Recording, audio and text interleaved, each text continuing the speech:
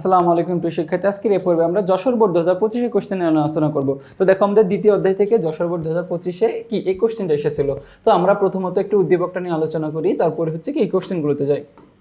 আচ্ছা, বলতেছে যে ঘটনা 1, মুক্তিযুদ্ধের সময় অনেক মানুষ কি স্বাধীন বাংলা বেতারে বিভিন্ন ধরনের দেশাত্মবোধক গান ও নাটক শুনে এবং পত্রিকায় বিভিন্ন বীরগাথা পড়ে কি অনুপ্রাণিত হয়ে যুদ্ধে ঝাঁপিয়ে পড়েছিলেন।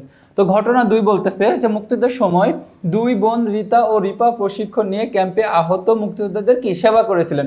আচ্ছা, রীতা ও রিপা, দেখো এটা মূলত ঘটনা 2কে আমরা বলতেছি মুক্তিযুদ্ধে নারীদের অবদান। আচ্ছা, আর এখানে ঘটনা 1, মুক্তিযুদ্ধের সময় অনেক মানুষ স্বাধীন বাংলা বেতার কেন্দ্রে বিভিন্ন ধরনের দেশাত্মবোধক গান শুনে কি করেছিলেন। আচ্ছা, এটা হচ্ছে গণমাধ্যমের ভূমিকা।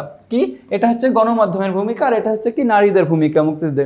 আচ্ছা, ক নম্বর কোশ্চেনটা আবার দেখো যে গণযুদ্ধ কি। আচ্ছা, এই গণযুদ্ধ কি, আমাদের এই কোশ্চেনটা অনেকবার আসছে, তো ওই কোশ্চেনটা আমাদের কি অনেক ইম্পর্টেন্ট একটা কোশ্চেন।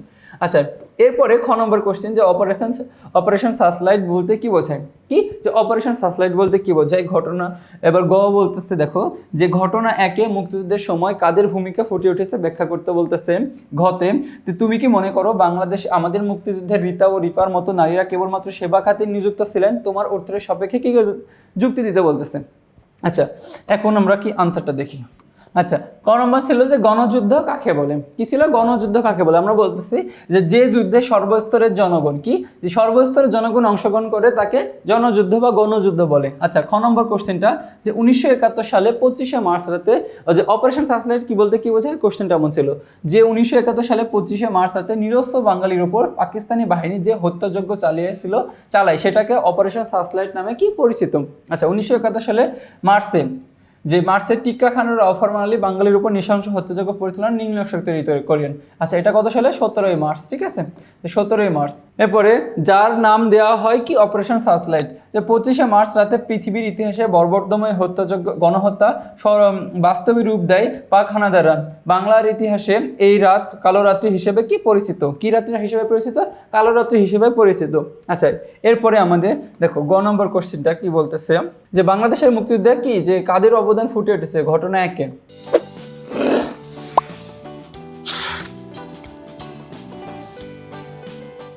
আচ্ছা, আমরা বুঝতে পারতেছি যে বাংলাদেশের মুক্তিযুদ্ধে গণমাধ্যমের ভূমিকা ফুটে উঠেছে, তা নিম্নে ব্যাখ্যা করা হলো।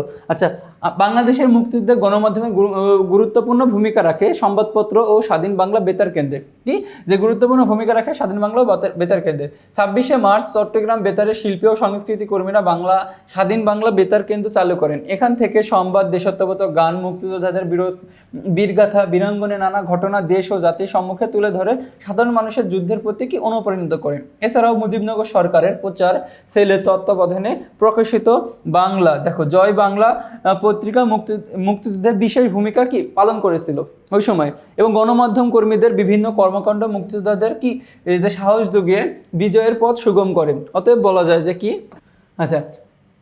অতএব বলা যায় উদ্দীপকের ঘটনা 1-এর তথ্যবলিতে মুক্তিযুদ্ধের গণমাধ্যমের ভূমিকা কি ফুটে উঠেছে। আচ্ছা, এরপরে ঘ নম্বর কোশ্চেনটা আমরা দেখি যে ঘ নম্বর কোশ্চেনটা কি। দেখো কি যে উক্ত ঘটনা অর্থাৎ অপারেশন সার্চলাইটের পরিণতি হলো কি মুক্তিযুদ্ধ, তার নিচে বিশ্লেষণ করা হলো। তো 1971 সালে 25শে মার্চ পাক বাহিনী কর্তৃক পরিচালিত বিশ্ব ইতিহাসে এক বর্বরতম গণহত্যা অপারেশন সার্চলাইট। তো এই ঘটনা পরবর্তীতে 26শে মার্চ মেজর জিয়াউর রহমান সহ কি যে মেজর জিয়াউর রহমান চট্টগ্রামের কালুরঘাট বেতার কেন্দ্র থেকে বাংলাদেশের স্বাধীনতার ঘোষণা করেন। এরপর তিনি 27শে মার্চ তারিখে বঙ্গবন্ধু শেখ মুজিবুর রহমানের পক্ষে বাংলাদেশের স্বাধীনতা ঘোষণা করেন। শুরু হয় পাকিস্তানি সশস্ত্র সেনাদের সঙ্গে বাঙালি আনসার ও নিরস্ত্র মানুষের কি এক অসম লড়াই, যা বাংলাদেশের ইতিহাসে মহান মুক্তিযুদ্ধ নামে কি পরিচিত। শোষিত অত্যাচারিত এদেশের মানুষ রুখে দাঁড়ায় বর্বর এই শক্তির বিরুদ্ধে। আচ্ছা, যে বাংলার মানুষের উপর যে কি হত্যাযজ্ঞ চালায়, পরবর্তীতে বাংলার মানুষ কি তাদের বিরুদ্ধে রুখে দাঁড়িয়েছিল। যে সর্বস্তরের জনগণ নিজ নিজ অবস্থান থেকে সর্বাত্মকভাবে এই যুদ্ধে অংশগ্রহণ করেন। তো দেখো, সর্বস্তরের জনগণ নিজ নিজ অবস্থান থেকে এই যুদ্ধে অংশগ্রহণ করে, তার জন্য আমরা বলি এই যুদ্ধটাকে গণযুদ্ধ নামে পরিচিত। জীবনের মায়া ত্যাগ করে তারা যুদ্ধে ঝাঁপিয়ে পড়ে মুক্তিযুদ্ধকে সঠিক পরিচালনা করার জন্য গঠন করা হয় মুজিবনগর সরকার।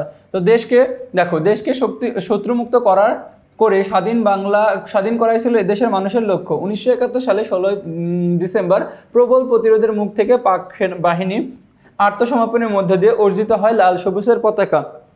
তো বাংলাদেশ কি নামে স্বাধীন সার্বভৌম রাষ্ট্র কি নতুনভাবে জন্ম নেয়। আচ্ছা, তো সুতরাং কি বলা যায় যে উদ্দীপকের অপারেশন সার্চলাইট মুক্তিযুদ্ধের পিছিয়ে একটি কি গুরুত্বপূর্ণ নিয়ামক হিসেবে কাজ করে। দেখো যে কি মুক্তিযুদ্ধের পিছনে একটা কি যে গুরুত্বপূর্ণ একটা নিয়ামক হিসেবে কাজ করে কি অপারেশন সার্চলাইট। আচ্ছা, তো দেখো এরই মাধ্যমে আমরা কি এই বোর্ড কোশ্চেনটা সলভ করে ফেললাম। তো পরবর্তী তোমার সাথে আবার দেখা হবে। আসসালামু আলাইকুম।